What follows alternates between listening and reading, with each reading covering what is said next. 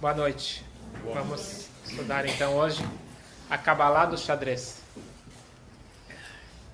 Mas antes disso, um Midrash. O Midrash ele conta de um rei que ele tinha um belo pomar. Ele precisava de alguém confiável para cuidar do pomar dele. Só que ele sabia que os súditos não eram muito confiáveis. Então ele teve uma ideia brilhante. Fez o seguinte: ele colocou um cego e um aleijado para cuidar do pomar. Então o aleijado ficava observando, aparecia alguém, ele pedia para o cego correr naquela direção. Então com isso não tinha perigo de alguém comer do pomar dele. Só que um dia o aleijado vira para o cego e fala: a gente está aqui de bobeira, olha quanta fruta boa aqui. E o cego fala: mas eu não estou enxergando nada. Ele falou: não tem problema, deixa eu subir nas tuas costas e eu vou te guiando. E aí ele foi guiando ele, eles pegaram as frutas e dividiram e fizeram a festa. Depois de um tempo o rei aparece por lá, ele vê o estrago que aconteceu, ele vai chamar a atenção dos vigias. O cego fala: Vossa Majestade, o que o senhor quer de mim? Eu não enxergo. Como que pode ser que eu peguei algo? O aleijado falou: e eu não me mexo. O rei, que era sábio, colocou o aleijado em cima do cego e bateu nos dois juntos. Assim conta o Midrash. O Midrash diz que isso explica a nossa vida.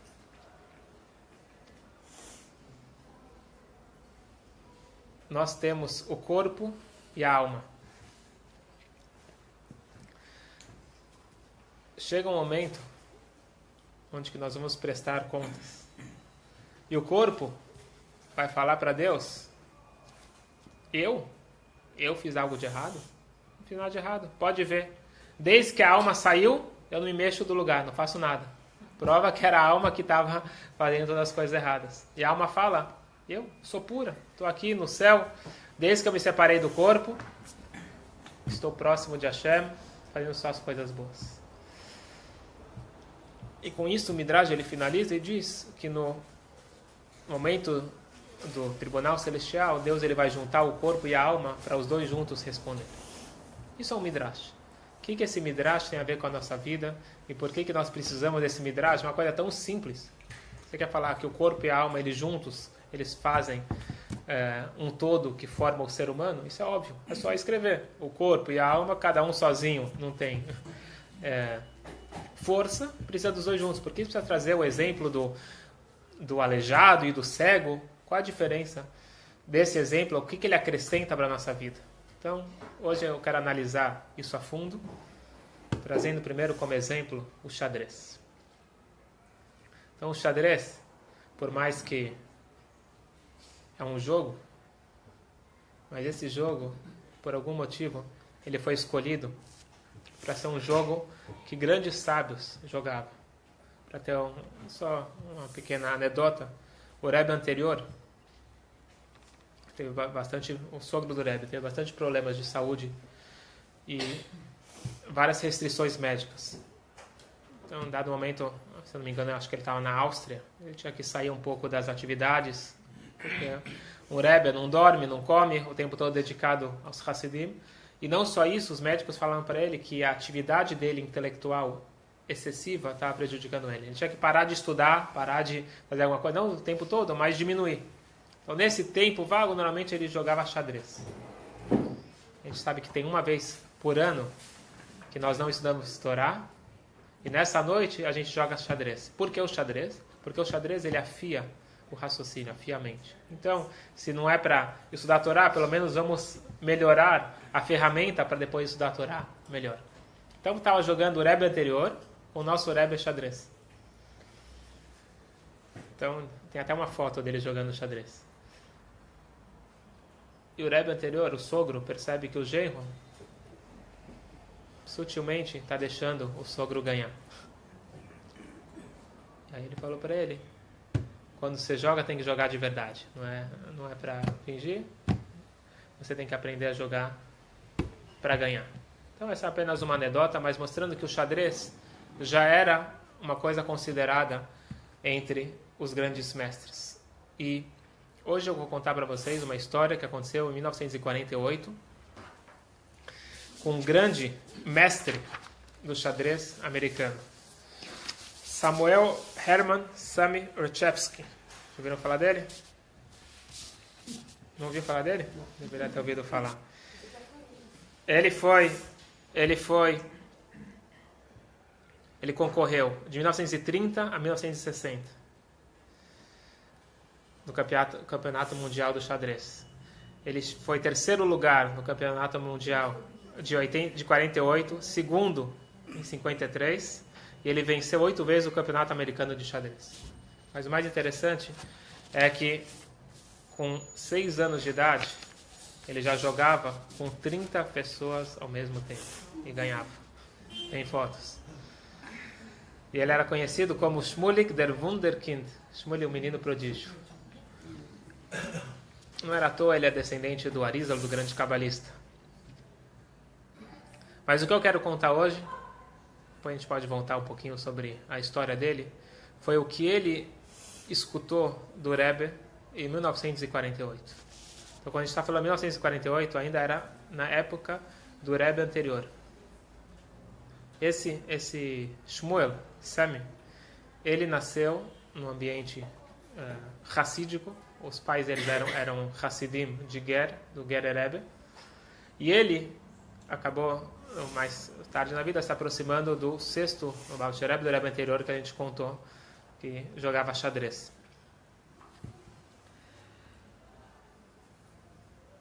E num dado momento, o Rebbe anterior orientou que o genro dele fizesse um Farbrengen, uma reunião racídica, uma vez por mês, todo Shabbat Mevarchim, todo Shabbat que abençoa o próximo mês, fazer um Farbrengen com os Hassidim. E um dia esse Samy ele estava presente nessa comemoração, e o Rebbe aproveitou a presença dele e falou: hoje vamos falar sobre o significado espiritual do xadrez. De tudo nós devemos aprender, tudo.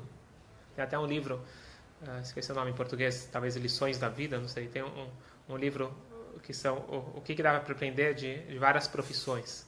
Então, você tem vários ensinamentos do Rebbe sobre o que você pode aprender na prática de um contador, de um médico, um dentista, assim por diante.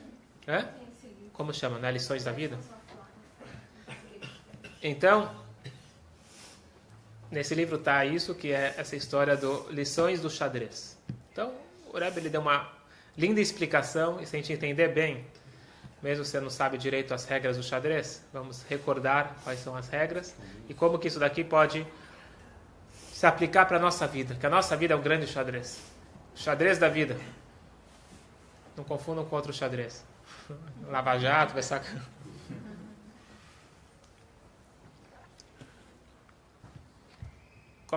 Tudo começa com o rei. Nós temos o rei. E tudo gira em torno do rei. Óbvio, rei é o rei dos reis. Hashem. Hashem criou o mundo e Hashem está mantendo o mundo a cada instante e tudo gira em torno de Hashem, consciente ou inconscientemente. No primeiro plano de ação nós temos a rainha. A rainha é o aspecto feminino de Deus. Então Deus não é nem homem nem mulher. Então nós falamos, abençoado seja ele. Tem mulheres que se incomodam com isso. Por que na reza a gente fala, abençoado seja ele? Já falar, seja ela. Então Deus ele não é nem homem nem mulher. Quando Deus ele está na posição de doador, é usado o termo masculino. Quando ele está na posição de receptor, é feminino. Não é agora o momento de explicar isso a fundo, mas nós temos na própria reza, Modim Anachnu Lach. Nós agradecemos, nós reconhecemos você no feminino. Não é Lechá, é Lach. Então, depende de qual momento, depois, baseado nisso, vocês podem entender várias passagens do Tanakh, e da Torá e da Tfilá, quando está falando do aspecto masculino ou feminino. Já que Deus ele é o doador máximo, então a maioria das vezes é usado no termo masculino. Mas, quando Deus ele se revela, por exemplo, nós temos aqui um minyan. Quando você tem um minyan, você tem a presença divina. Quando tem a presença divina, como que é chamado? Shekhinah. Muito bom. A Shekhinah é o elemento feminino de Deus, seria a rainha. Certo? Então a rainha do rei, o aspecto feminino de Deus, é chamado de Shekhinah. A Shekhinah, de certa forma, é a peça mais importante. E ela é colocada em situações de risco. Hashem, ele arrisca a sua própria dignidade para poder garantir que a sua presença esteja entre nós. Então Deus, ele poderia estar nas esferas espirituais. Deus se manifesta dentro de nós, que às vezes a gente pode estar com um comportamento errado. A gente pode estar usando essa energia divina para fazer coisas erradas. Mas a Shekhinah, ela está pronta para isso. Deus está pronto a se manifestar mesmo no nível mais baixo, correndo risco, mas vale a pena. Isso é em nome do rei. Depois você tem bispo, torre e cavalo. Tá certo, Ivan? Não sabe jogar xadrez?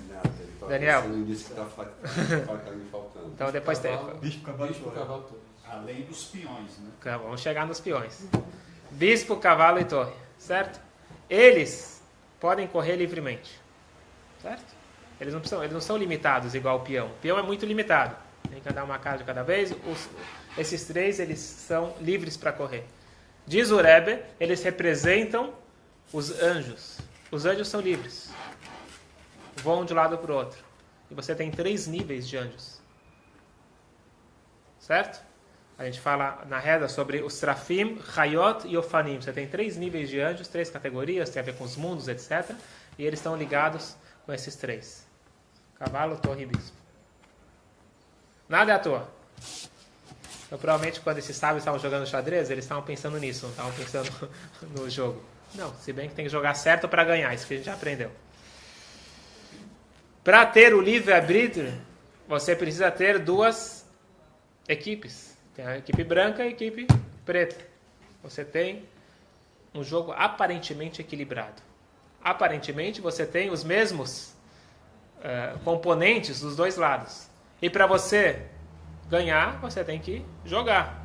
Você tem que jogar para vencer. E a questão é que os 2 jogam para vencer. Então, nossa vida é uma luta. Só que o mais importante... Fala. Tem alguma simbologia pelo fato do rei, apesar dele se mover em todas as direções, limitado. Ele só anda uma casa para cada, tem alguma... E a dama, ou rainha, ela tem muitas movimentações, né? Ótima pergunta. Pelo que eu saiba, o Rebbe não explicou esse fato, mas tentando sugerir, se é possível, talvez Deus, para poder existir o livre-arbítrio, Deus ele se limitou. Se Deus tivesse manifestado nesse mundo, revelado, não existiria mais o livre-arbítrio. Nós seríamos igual aos anjos. Então, os anjos, eles têm acesso à revelação de Deus. Então, Deus, aparentemente, está limitado. Qual a limitação dele? Que ele não pode aparecer. Então, ele manda a rainha para frente de batalha. Não sei, talvez uma ideia, não sei se faz sentido ou não. Não posso me responsabilizar porque o Rebbe não falou esse ponto, mas talvez faz sentido. Você já interferiu na criação, né? O resto, a gente está aqui para fazer o Tikkun Olam. Perfeito. Então, Deus ele não está aqui manifesto, porque senão é o ponto que a gente vai falar agora, a diferença dos anjos e dos peões. Quem são os peões? Os peões é o ser humano. O ser humano é bastante limitado, bastante. Limitado. Nós damos passos pequenos. E constantemente nós somos comidos. Constantemente nós erramos, falhamos e saímos do jogo, aparentemente. Não é que sai do jogo, somos desviados. Mas se o homem se esforçar, superar essa angústia interna e lutar e batalhar, ir em frente, ele pode se tornar uma rainha, algo que nem a torre, nem o cavalo, nem o bispo podem se tornar. Então o peão, que é o mais fraco, o mais limitado, se ele superar a si mesmo, as suas próprias barreiras, porque as barreiras são frutos da nossa imaginação. Então, se nós conseguimos ultrapassar isso, nós vamos atingir, eventualmente, o nível de rainha e nós vamos nos tornar emissários do divino. Nós nos tornamos a manifestação de Deus aqui no mundo. A gente nasce limitado? É limitado por natureza? Essa limitação Vamos chegar aí. Aonde que é a limitação? A limitação, voltando por exemplo do pomar, a nossa limitação é do corpo. O corpo nos limita. Nós temos que comer, nós temos que dormir, e assim por diante. Tudo isso aqui são limitações. E não só isso, nós somos suscetíveis a falhar. Algo que os anjos não têm. E aqui vai entrar a grande diferença entre esses três, que são os anjos, e o peão, que é o ser humano. Os anjos, eles não falham. Mas também, eles são previsíveis. É óbvio que o anjo vai fazer a coisa certa, porque ele tem a revelação de Deus. Ele não tem dúvida. Para ele é tudo óbvio. Ele está livre para voar, mas ao mesmo tempo ele só voa em torno da sua própria esfera. O peão pode cair, mas ele pode se tornar rainha. O ser humano, ele pode falhar, mas ele pode se tornar também alguém muito grande. Então, no xadrez, nós temos que aprender, no nosso grande xadrez da nossa vida, aprender a valorizar as nossas falhas, aprender a valorizar as dificuldades do dia a dia. São aquelas dificuldades, aqueles testes, aquelas barreiras que tornam o peão em alguém muito grande. Então, o risco de cair é também a chance de crescer e evoluir. E agora a gente volta então para o exemplo do Midrash. Por que ele teve que trazer o caso do pomar, toda aquela história do aleijado e do cego? Porque muitas vezes a gente fala, como seria muito mais fácil se Deus fosse óbvio na nossa vida. Se a espiritualidade tivesse clara e revelada, não tinha dúvida. Que nem o Rabbi Levi Badish, uma vez ele falou para defender o povo judeu, falou, mestre do universo, Ribono Shel Olam, o que você quer do seu povo? O que você quer deles? Você escreve sobre o paraíso nos livros. E na frente deles você coloca esse mundo físico e todos os prazeres imediatos. Faz o seguinte, deixa eles enxergarem o paraíso e escreve sobre os prazeres nos livros. Te garanto que o jogo vai ser diferente. Então isso ele usou como uma forma de proteger o nosso povo, como que era o costume do Rabbi Levi Yitzchak. Mas na prática, não é que não teria graça, não tem objetivo.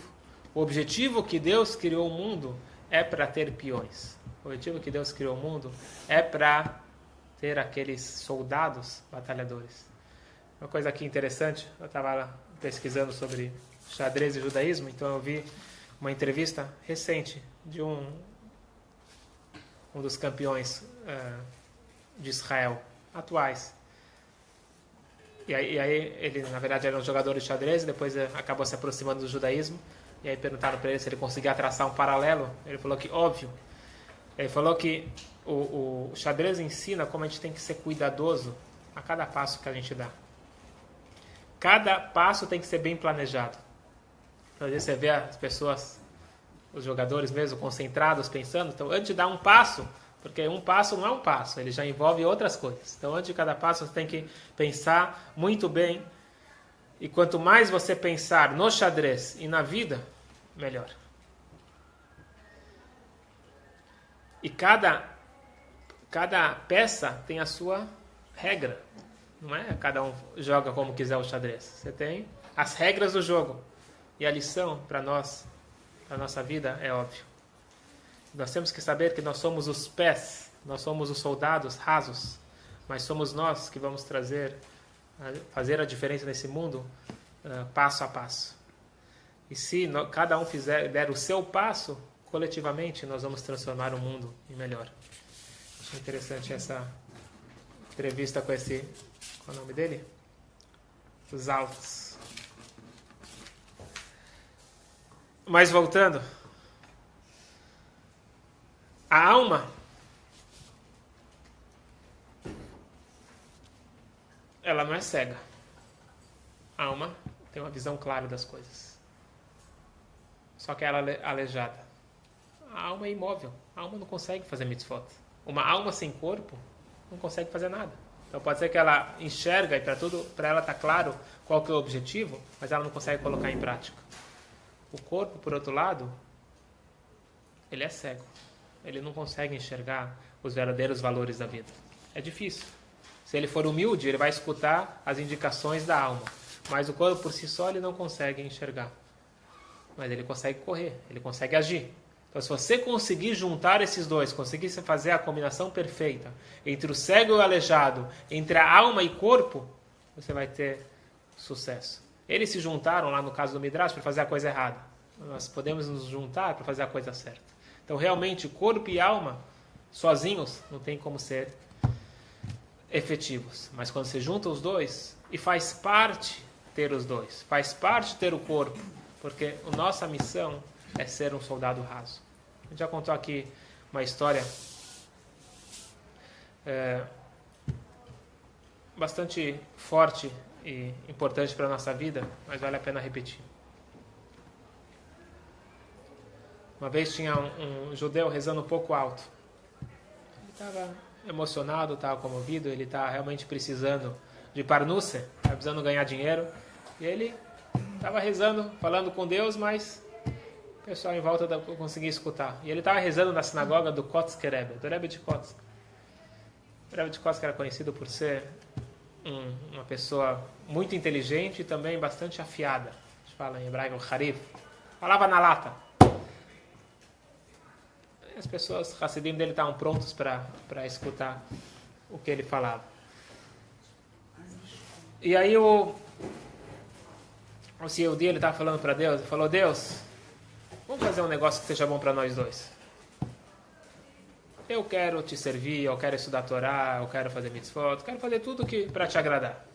Só estou te pedindo uma coisa, Geld, dinheiro, é só isso que eu preciso. O que custa para você? Você é o dono do mundo? Vamos fechar acordo? Deposita na minha conta 10.000 rublos. Pronto, está resolvido. Eu vou ser um homem feliz e vou te servir o dia todo. O Rebbe de Kotzk só ouvindo. Aí ele fala: Deus, vamos fazer diferente. Sabe o quê? 10.000 rublos eu não vou conseguir estudar. Eu sou honesto, eu sei que eu não vou conseguir estudar. Eu vou ter que agora ficar cuidando dos meus investimentos, todo dia, logo pela manhã, abrindo o celular, vendo como está subindo, descendo. Eu não vou conseguir me concentrar na reza. Vamos fazer diferente. Vamos fazer um planejamento de 10 anos. Você deposita 1.000 rublos por ano e pronto. Assim eu não me preocupo. Não. Aí depois ele percebeu que também não vai dar certo. E ele começou a falar... Na cabeça dele estava tudo resolvido. A quantia já estava resolvida, era só o parcelamento que ele estava negociando com Deus. E o Rebbe de Kotzk cutuca lá o homem e fala: Rebbe, meu amigo, quem falou que Deus quer o teu estudo? Talvez Deus quer as tuas tzuras. Muito profundo. O Rebbe de Kotzk falou para ele: quem falou que esse é teu objetivo de vida? Quem falou que você nasceu para ter uma vida tranquila e poder servir Deus? Talvez são as suas dificuldades superadas que é teu objetivo de vida. Em outras palavras, que nem diz o Tânia, quem falou que você nasceu para ser rei ou rainha? Talvez você nasceu para ser o peão, o soldado raso, e essa é a tua missão. Então a nossa forma de encarar o jogo da vida é saber que existem vários jogadores, todos são importantes. E o mais importante é saber qual que é o papel da minha vida e não da vida do outro. Ah, mas o outro? Eu não sou o outro. Eu sou eu. E se eu tentar viver a vida do outro, eu vou ser infeliz. Não vai adiantar.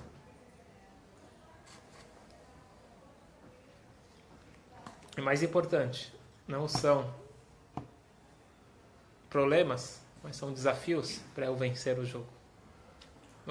Todo mundo quer. Deus e eu e todo mundo quer que eu vença esse jogo. Só que faz parte esses desafios, senão não tem jogo. Então, você podia também não começar a jogar o xadrez. Pronto, nós dois ganhamos, parabéns, tchau. Não. A graça é você passar pelo jogo. Só antes de continuar, uns detalhes interessantes sobre esse grande jogador que a gente estava falando. Que esse exemplo o Rebbe falou porque esse Samuel Chevsky, ele estava presente lá no Fabrenha. ele se tornou muito próximo. Ele era próximo ao Rebbe anterior, que a gente falou, sobre o Rebbe, e depois ele se tornou próximo ao Rebbe. E nesse relacionamento, uma vez o Rebbe falou para ele o seguinte. Aqui. Só interessante como começou essa ligação mais forte ainda com o Rebbe anterior, com o sogro do Rebbe. Uma vez esse Sami, ele pediu uma brachá para ele ganhar o jogo. Ele tinha lá um campeonato, um torneio muito importante para ele. E ele pediu para uma brachá. O Rebbe falou, com uma condição: se você se comprometer a estudar a Torá todo dia, eu te dou uma brachá. Ele se comprometeu e realmente ele ganhou. E assim ele, de vez em quando, ele ia pedir brachot para o Rebbe anterior, e depois começou a pedir brachot para o Rebbe. E o Rebbe realmente incentivou ele, quando ele fez 70 anos, começou com 6 anos, quando ele completou 70 anos, ele foi pedir permissão como um Hassid. Hassid não faz nada sem perguntar para o seu Rebbe. Falou, Rebbe, posso me aposentar? Sabe a opinião do Rebbe, que ele é contra a aposentadoria, contra você parar. Quando você está vivo, você tem que estar ativo. Pode mudar ou diminuir a intensidade, mudar de atividade, mas ficar parado vendo televisão, nunca. Então, ele pediu para o Rebbe se ele podia se aposentar, ou seja, parar de jogar xadrez. O Rebbe falou que ele sugeria que não. Ele disse que você, sendo um Yehudi com orgulho do seu judaísmo, porque ele se recusava a jogar Shabbat e Yom Tov. E o pessoal era obrigado a trocar a data do jogo e respeitavam os princípios dele. Então falou, isso daqui é um exemplo de um judeu que mantém os seus princípios e é respeitado por todo mundo. Então isso é um Kiddush Hashem, uma santificação do nome de Deus. Então você deve continuar com essa tua missão. Essa é a tua missão. Você é um peão e essa é a tua missão para seguir. E ele em seguida viajou para a Rússia, lá para um campeonato, e incomodou lá o campeão mundial Vassili Simlovs. Ele recebeu um aplauso de pé das 1000 pessoas presentes lá. E logo depois que ele venceu isso, ele recebeu uma carta do Rebbe. O Rebbe falou, fiquei muito feliz em saber que você participou, que você ganhou, fiquei feliz em saber do grande Kiddush Hashem, do grande santificação do nome de Deus que você está causando. E depois o Rebbe escreve um PS, uma nota embaixo. O que eu vou descrever agora parece um pouco estranho, mas eu não vou perder essa oportunidade disso, Rebbe. O Rebbe sempre aproveitava as oportunidades para ajudar mais alguém. Como que diz o Baal Shem Tov, quando duas pessoas se encontram, tem que sair um bem para um terceiro. Então, se duas pessoas se comunicam, algo de positivo tem que sair disso.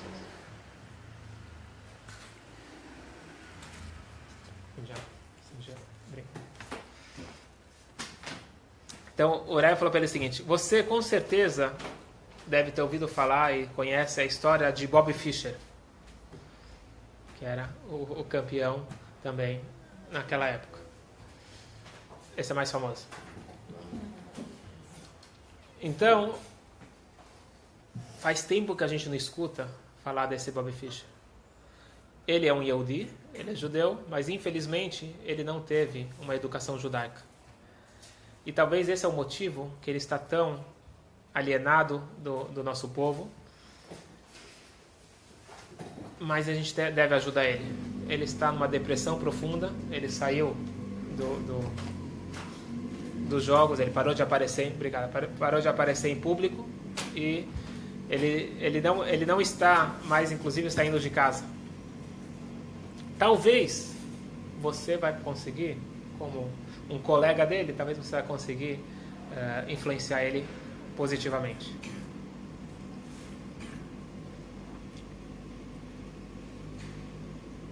Quando ele recebeu essa carta, ele ficou muito feliz. Feliz, como um soldado, em saber que agora ele tem uma missão. Ficou feliz com a missão. E a próxima vez que ele foi para Los Angeles para um torneio, a primeira coisa que ele fez foi ligar para Bobby Fischer. Ele ligou para ele e falou claramente, eu tenho uma instrução do Rebbe de Lubavitch para poder conversar com você. E o Bobby Fischer aceitou receber ele e eles ficaram 3 horas conversando e tiveram não sei depois se ele voltou a jogar ou não, mas teve um efeito muito positivo sobre esse Bobby Fischer.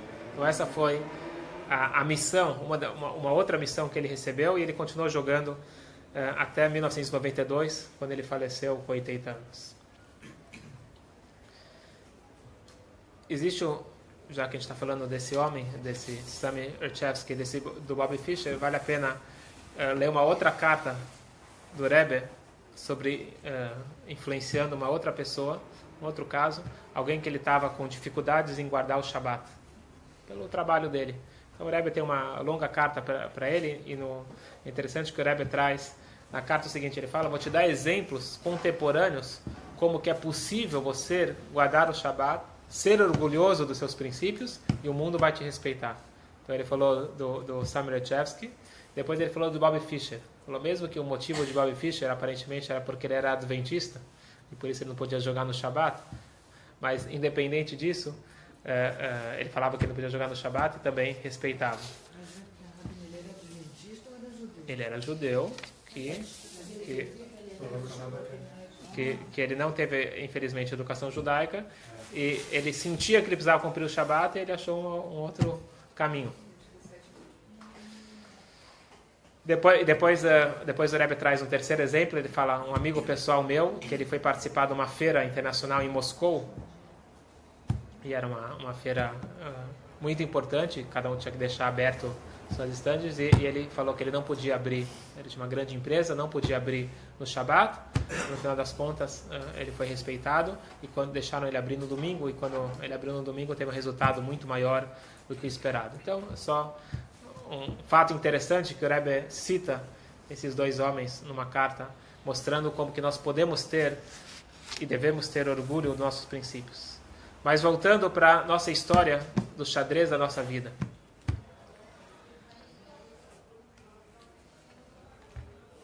Nós temos o corpo e nós temos a alma.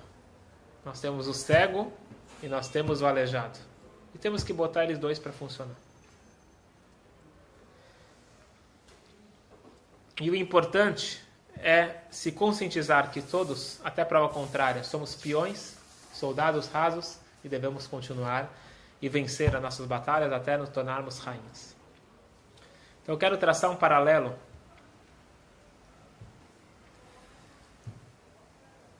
que tem a ver com a paraxá dessa semana e tem muito a ver com a nossa vida. Nós temos várias histórias na Torá, e cada uma dessas histórias são ensinamentos e lições atuais, sempre atuais. A Torá é atual. Como lidar com nossos conflitos internos. Então, nós falamos que nós temos o conflito corpo e alma. Se fosse só isso, estaria fácil. Nós temos um conflito mais complicado, que são as nossas duas almas dentro de nós. Nós temos, dentro da nossa própria psique, nossa própria espiritualidade, nós temos o nosso lado divino e o nosso lado animal. Então isso é representado pela gravidez de Rivka, que nós lemos na Torá. Então, rapidamente, ela está sentindo contrações quando ela passa pela sinagoga, né? A sinagoga Yeshiva, que existia na época, a Yeshiva do filho do neto de Noé, Shem Weber. Ela sente contrações. Quando ela passa numa casa de idolatria, que não faltava na época idolatrias, Avraham começou o trabalho do monoteísmo, mas ainda era predominante a idolatria, ela sentia contrações. Ela ficou muito preocupada. Falou: eu tenho um filho confuso. Confuso. Passa na Yeshiva, ele quer sair. Passa na idolatria, ele quer sair. Ele não sabe o que ele quer da vida. Então, isso daqui é fato, porque o feto, quando está no ventre materno, ele está consciente de tudo, ele estuda toda a Torá, ele está sendo acompanhado por um anjo, então ele sabe exatamente o que ele está querendo. E ela foi consultar o rabino da época, que era o Shem, falou: estou perdida, estou muito preocupada. O que o rabino responde? Não se preocupa, está tudo tranquilo, são gêmeos. Um quer uma coisa, o outro quer outra. Baruch Hashem. Ela ficou tranquila e conseguiu ter uma gravidez mais calma. Ivan, explica isso. Ela estava preocupada que ela tinha um filho que queria de vez em quando ir para a idolatria. Agora ela tem um filho que quer 100% de idolatria. E ela ficou tranquila. Mas teve equilíbrio, né? Não, equilíbrio, não. Mas... Um quer 100%, o outro uma coisa, o outro quer. Então, você quer equilíbrio? Então, se você tem 2 filhos, um é bom, outro é ruim, então você fica tranquilo. Então, como que ela ficou tranquila? Então, o problema dela não, ela era bem esclarecida. Ela sabia que o problema é você ser confuso. É isso que você queria dizer. Ela sabia que o problema é você ser confuso. Agora, quando você tem 2 personalidades diferentes, mas os 2 são sinceros, quando alguém é sincero, pode ser que ele está no endereço errado, mas se ele for sincero, mais cedo ou mais tarde ele vai chegar no endereço certo. Agora, quando ele é confuso, ele vai em todos os endereços ao mesmo tempo, então ele não sabe aonde ele pertence e é difícil ele sair de lá. E nasceram gêmeos mesmo? Nasceram gêmeos. Gente, eu tô perguntando. Tá bom? Isso. Yaakov e Esav, certo? Mas essa história não é uma historinha do passado, essa é a história de cada um de nós. O mais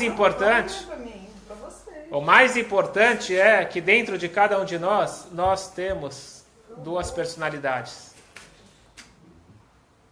Então a gente não é uma personalidade confusa, nós somos confusos porque nós temos 2 personalidades.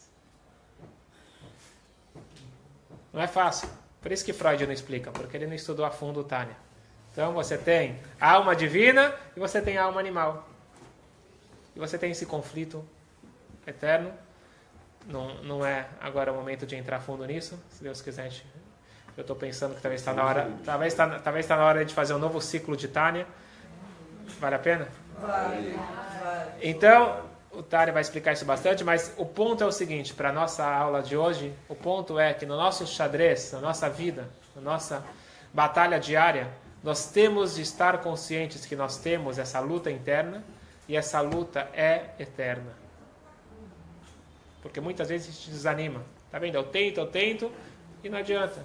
Então você vai 1 dia, 2 dias, o 4º dia você acordou desanimado, tá vendo que não é para mim? Eu disse, era melhor nem tentar. Saiba que eu nunca vou estar livre desse lado que vai me puxar para baixo. E o Maimônides fala o seguinte, ele fala que na vida você tem 2 tipos de caráter, você pode dividir em 2. Tem várias formas de dividir, mas aqui ele divide em 2. Você tem o Hassid Ameulé e você tem a Kovesh Tetzro. Hassid Ameulé, um Hassid Ameulé, você tem uma pessoa que é um justo perfeito. Meulé.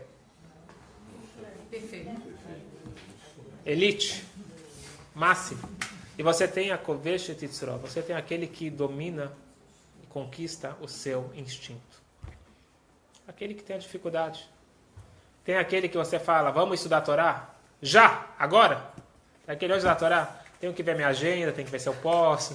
Então, ele vai lá e consegue ir na aula, ele conquistou seu instinto, porque tinha todos os motivos para ele não ir. Certo? Então, a Hassida Meulé é aquilo que é natural, é fácil.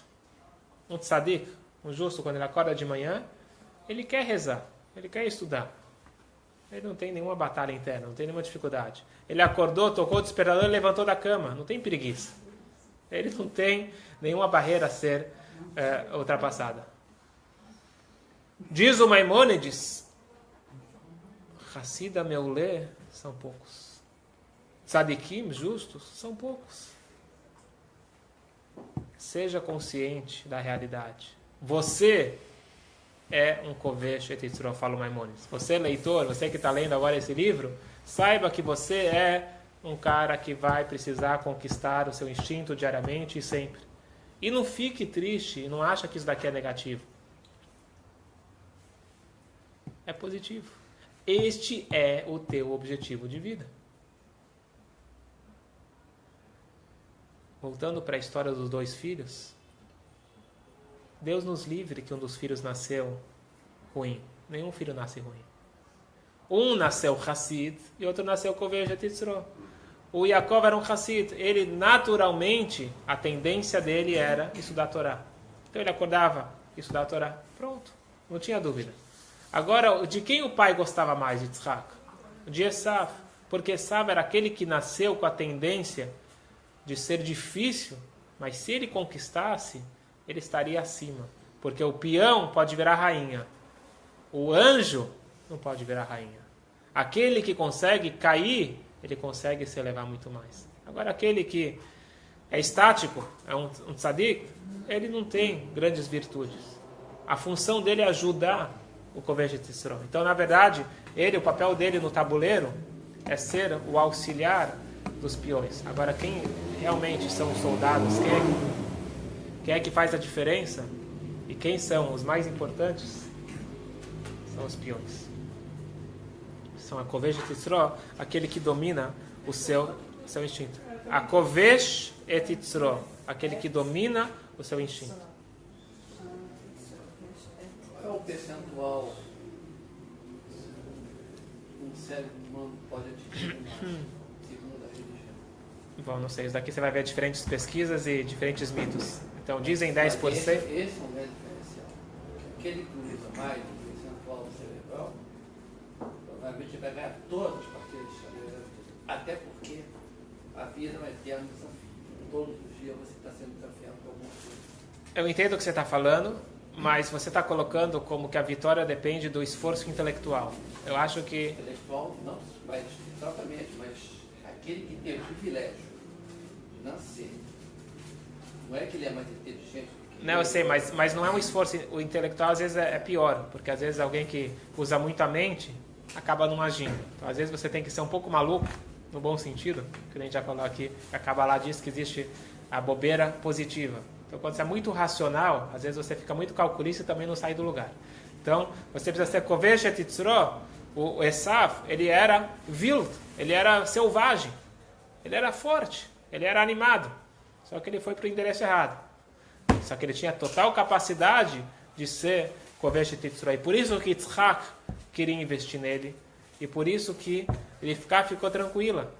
Ela ficou preocupada depois que quando ele cresceu ele não utilizou o potencial dele. Mas quando ela soube, ela tem 2 tipos de filho. Uma mãe gosta e ama e respeita a tendência de cada um dos seus filhos. E ela, como uma boa mãe, queria ajudar cada um a fazer a sua parte. Infelizmente, mais tarde, ele se desviou a tal nível que a mãe achou que era melhor separar os 2. Isso está na Torá? Tudo está na Torá. Ela pegava o filho dela, Com certeza. Ela é uma tzadeka. Se ela era uma tzadeka, ela fazia as coisas certas. Por isso que está escrito o Leom Yamat, essa luta interna que tinha na barriga de Rivka, é uma luta que nós sofremos até o dia de hoje. Primeira coisa, existe a luta entre os povos, então nós vamos ter que sofrer, de certa forma, esse antissemitismo. Você pode tentar, quanto você quiser, acabar com ele, mas tem uma promessa, ele só vai acabar com o Mashiach. Então não existe acordo, não existe fala, nada que vai resolver isso. A única coisa é você ser orgulhoso dos seus princípios e manter firme nas nossas convicções. Agora, você querer convencer o outro, você não vai conseguir convencer. Da mesma forma, eu não vou conseguir me tornar um tzadik. E não é para eu me tornar um tzadik. Essa luta interna, ela é constante. E é para o nosso bem. Porque na hora que eu consigo superar, na hora que eu consigo, primeira coisa, incorporar, entender que Deus ele não quer que eu seja milionário para poder ficar parado. Posso até ser milionário, que todo mundo seja milionário. Mas que eu saiba utilizar isso da forma certa. Não para eu poder achar que com isso eu vou me libertar das minhas responsabilidades. Isso que o Rebbe de Kotz estava querendo falar para ele. Encara a vida da forma certa. Você é um peão, não tenta fugir. Vai, passo a passo, devagarzinho, um passo de cada vez. Mas se você der um passo de cada vez, se Deus quiser, em breve você vai se tornar uma rainha e muito próxima do rei. Que assim seja para todos nós. Xadrez, Rabino, é o jogo mais democrático do mundo. Sabe? Democrático? É. Por quê? Porque no final, o rei e o peão ficam na mesma caixa. Gostei. Xadrez é o jogo mais democrático, porque no final o rei e o peão ficam na mesma caixa. Muito bom. Gostei. E a Hashem se colocou, o rei se colocou dentro de nós. Muito bom. Alguma pergunta? Vamos dar 2 minutos, se alguém quiser, online. A gente está transmitindo aqui no Facebook. Se alguém quiser fazer uma pergunta, a gente pode responder. Alguém aqui presente também podemos abrir para perguntas. Fala. Assim, existe uma relação com os grandes mestres, né, do xadrez. Eles chegam à genialidade. Qual é a relação? Grandes mestres, genialidade e chegando a loucura, coisas assim, como a gente observa em vários casos, né? Bom, então a pergunta é como que a gente interpreta isso, que grandes mestres ficam um pouco loucos, é isso? Bom, isso daqui na verdade não é só no xadrez, isso daqui é em todas as áreas. Os grandes mestres, seja de física, de química ou de qualquer outra coisa, Mas Bob é um exemplo. não é que eles se tornam loucos, é um pouco diferente. Já que eles são loucos, eles se tornam mestres. É ao contrário. Então, você tem que ser um pouco louco no bom sentido. Às vezes no bom sentido.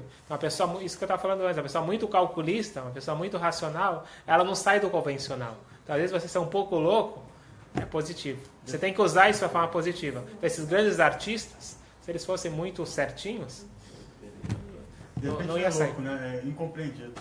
Exatamente. Eles não são compreendidos pelos aqueles que se chamam normais. Essa é a grande pergunta. Quem é normal? Sabia? A mãe, quando passava pela sinagoga, ela sentia contração. Sim. Passava por um lugar de idolatria, ela sentia contração. Aí foi lá no Rabino Mestre, perguntou, não, eu sou um gênio. Sim. Aí ela chegou à conclusão que ela ficou feliz, porque o importante é não ser confuso. Você não acha que ela ficou feliz porque toda mãe acha que vai mudar alguma coisa no filho ruim? Então, completa. Então, você está perguntando se ela não ficou feliz que ela ia mudar. Justamente, com certeza. Isso que eu quis dizer. Ela entendeu que são 2 filhos diferentes e ela ia ter uma educação diferenciada para cada um. Não, confuso é quando você tem um filho que não sabe o que quer. Aquele filho quer aquilo, aquele outro filho quer aquilo. Só que eu estou feliz porque eu sei que quando ele vier, eu vou mudar aquele que está naquela direção ali. Perfeito. Ela queria que eles nascessem, né? Eu entendo assim, uma mãe, né? Uma vez um pai, ele foi reclamar com o Rebbe, ele falou que um dos filhos tinha meio que desviado do caminho que os pais queriam. E aí falou, Rebbe, como pode ser? Eu eduquei meus 11 filhos da mesma forma, como pode ser que ele saiu do caminho? Falou, a resposta está aí, você educou todos da mesma forma. Aí começou o erro. Ensinou da mesma forma. Cada filho é um filho, diz o rei... Diz... Ele ensinou, não educou, muito bem. Diz o que o rei Salomão? Bom, estão perguntando aqui qual que é a utilidade da alma animal. Reforçar que devemos reconhecer a divina. Bom, sobre a alma animal a gente vai falar mais quando começar o curso sobre Tânia, que é um pouco mais vasto, não dá para responder. O feto tem alma? O quê? Lógico, desde a hora da concepção tem alma. Vamos falar mais sobre isso quando começar o curso de Tânia. Então, boa noite e até semana que vem. Semana que vem, se Deus quiser, na quarta-feira. Parabéns por mais essa brilhante aula. Obrigado.